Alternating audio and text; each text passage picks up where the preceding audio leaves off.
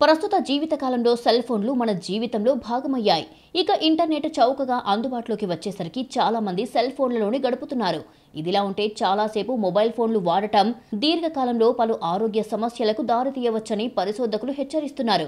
అదే పనిలో సెల్ ఫోన్లలో గంటల తరబడి మాట్లాడే వారికి తీవ్ర ఆరోగ్య సమస్యలు ఏర్పడే అవకాశం ఉందని పరిశోధకులు హెచ్చరిస్తున్నారు. వారానికి 30 నిమిషాల కన్నా ఎక్కువసేపు మొబైల్ ఫోన్లలో మాట్లాడే వారికి అధిక రక్తపోటు వచ్చే అవకాశం 12% పెరుగుతోందని చైనా శాస్త్రవేత్తలు వార్నింగ్ ఇచ్చారు. ప్రపంచవ్యాప్తంగా మొబైల్ ఫోన్ల సంఖ్యను పరిశీలిస్తే 10 ఏళ్ల వయసు దాటిన వారిలో 300 మందికి సెల్ ఫోన్లు ఉన్నాయి. సెల్ ఫోన్ల నుంచి తక్కువ స్థాయిలో ఫ్రీక్వెన్సీ వెలువడుతుంది. వీటికి ఎక్కువసేపు మన శరీరం గురైతే రక్తపోటు పెరగవచ్చని పరిశోధకులు చెప్పారు. గుండెపోటు, పక్షవాతానికి, హై బీపీకి కారణమవుతుంది. ఈ ఆరోగ్య సమస్యల వల్ల ప్రపంచవ్యాప్తంగా అనేక లక్షల మంది మరణిస్తున్నారు.